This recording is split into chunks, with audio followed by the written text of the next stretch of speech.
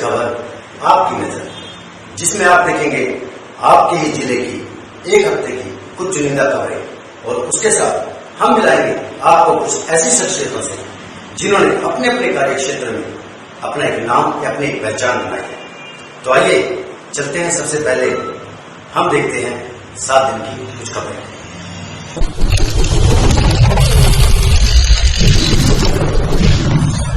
अब देखिए विकास कार्यों का खुलासा में आज देखिएगा नगर परिषद वार्ड नंबर 2 की बदहाली। क्या है लोगों की समस्याएं? जी क्या समस्या है वार्ड नंबर 2 में? वार्ड नंबर 2 में हमारी किरण नगर गली के अंदर बहुत परेशानी है जी। और जो गली में ये जो ब्लॉक है लगी साइडों में बहुत ज्यादा इसमें जानवर निकलते हैं। हमारे बच्चे भी बहुत परेशान है और बच्चे के नंगे है जब यहाँ खेलते हैं तो पत्थरों में गिर जाते हैं। बहुत ज्यादा उनको चोट कई बार लग चुकी है, कई बार कीड़े मकोड़े बहुत जानवरों को बहुत। विधायक और एमसी ने वादा किया बदलों को। हाँ बिल्कुल आप भी कर रहे हैं वादा, लेकिन अभी तक लगे नहीं है।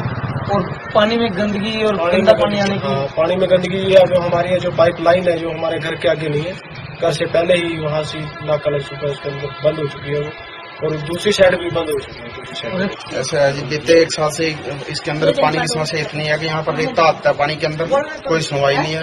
और यहाँ पर सबसे बड़ी चीज है कि ब्लॉक लगने के लिए 1 साल से जो है मलबा गिरवाया हुआ है, ये पत्थर जिसके अंदर चूहे और सांप सपुड़िए तक जाए हुए हैं।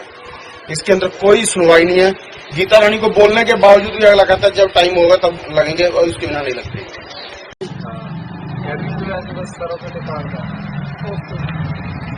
दूसरी है इसकी समस्या है कि यानी कि जो बंदा नहाता है ना बाथरूम में से सांप कीड़े मकोड़े जीव जंतु ऐसे जब बारिश होती है इतनी गारा बन जाती है, आने जाने में गाड़ी में टायर गारा में निकलता है, फिर हमारे पैर इसमें निकलते हैं। कितने दिन आने वाले हैं? इनको बुलाऊंगा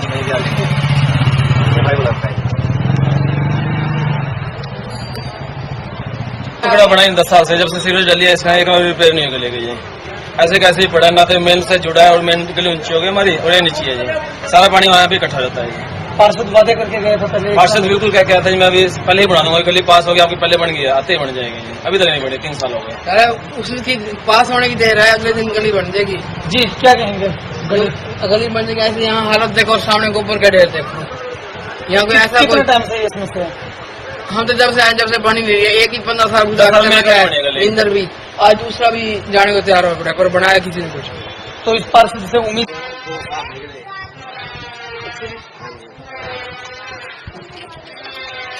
बताएंगे आपके यहाँ वार्ड में समस्याएं हैं, क्या परेशानी है नाली को लेकर? सर हमारे घर के बिल्कुल दरवाजे के सामने नाला है, तो नाला बिल्कुल रुका पड़ा है और नाले के अंदर इतनी गंदगी हो रही ना, सांप भी 2-3 निकल चुके हैं नाले में से, आज कल भी निकले थे, आज भी निकले हैं। हम चाहते हैं कि ये तो नाले में से निकला जाए या उसको बंद किया जाए। तो इसके बाद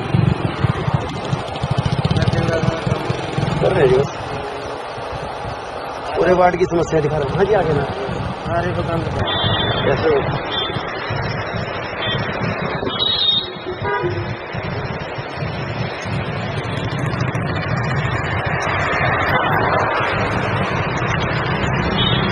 अगली बार होगा आपके वार्ड का खुलासा।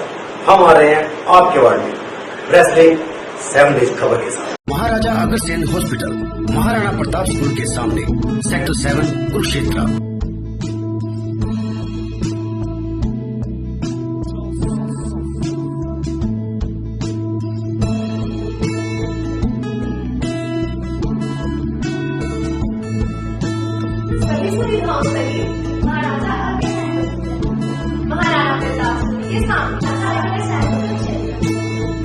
महाराजा अग्रसेन हॉस्पिटल।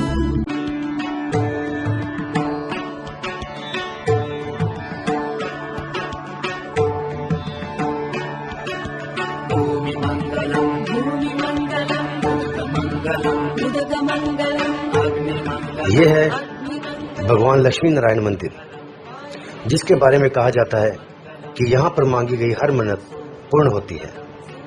आइए इस मंदिर के बारे में जानते हैं स्वामी हरि नारायण गिरी जी महाराज। ये मंदिर है बहुत प्राचीन है और इस मंदिर की स्थापना 1200 ईस्वी में हुई थी। और इस मंदिर में बताते हैं कि जो यहाँ के राजा थे कुरु, उन्होंने यहाँ तपस्या किया था तपस्या के उपरांत भगवान लक्ष्मी नारायण जी ने उनको दर्शन दिया।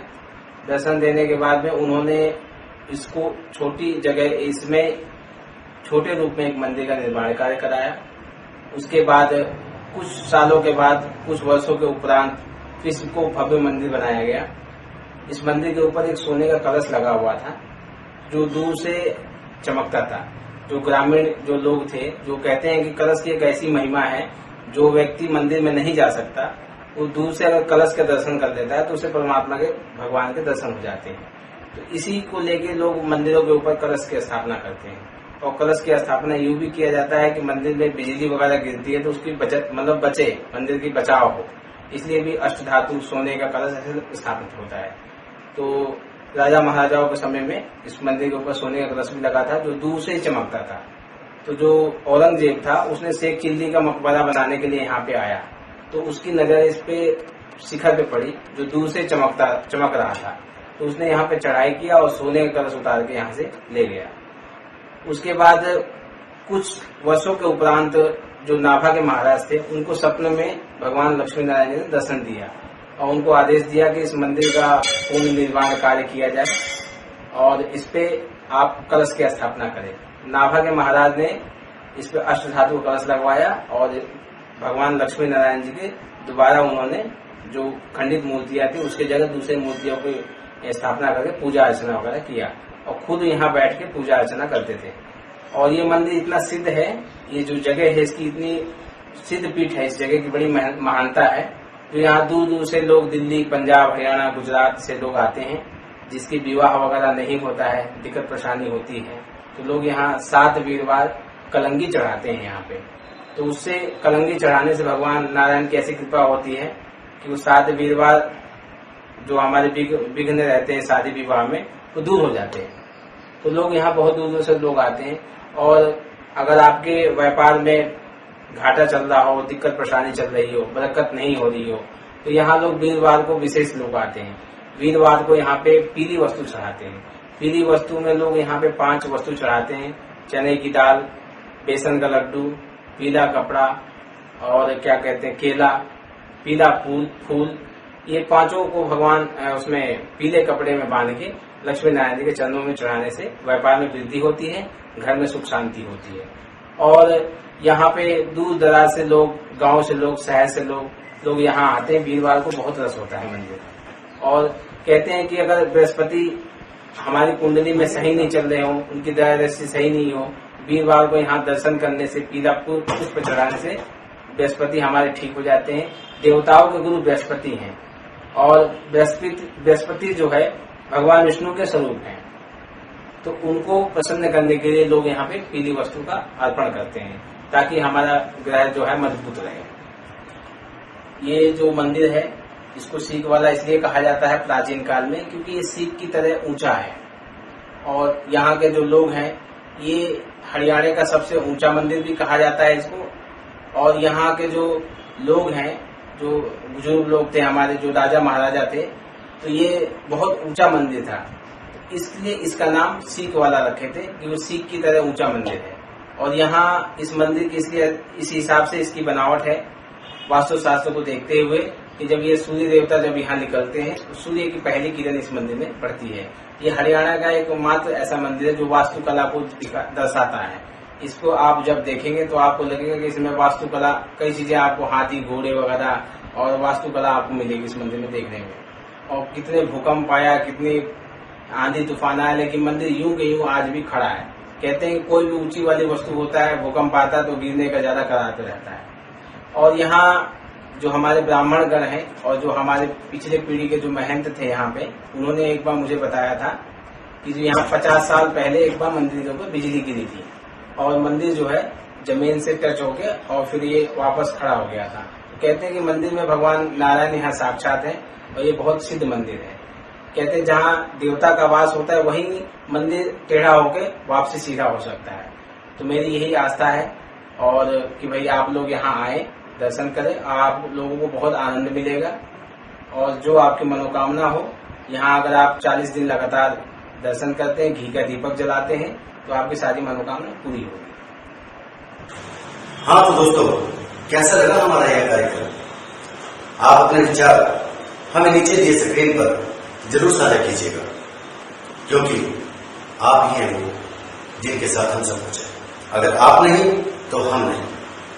और याद रखिएगा, अगले हफ्ते same time same channel press rate 7 days खबर आपकी नजर। अरे दोस्तों, एक बात तो कहना ही भूल गया मैं आपको, जब भी कहीं पे भी रेलवे फाटक बंद हो तो उसके नीचे से निकलने की गलती मत कीजिए, क्योंकि आपके घर कर रहा है आपका कोई इंतजार। Press rate 7 days